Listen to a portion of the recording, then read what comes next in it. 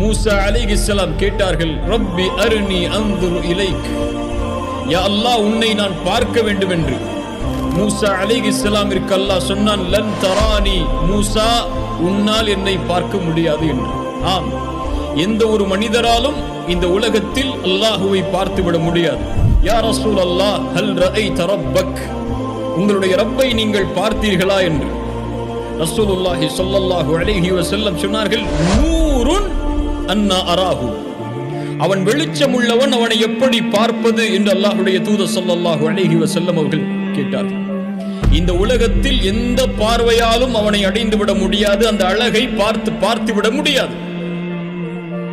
நாளை மறுமையில் உண்மையான அந்த வாழ்க்கையில் சொர்க்கத்தில்தான் முஃமின்களால், அல்லாஹ் நாடியவர்களால் அல்லாஹ்வை பார்க்க முடியும்.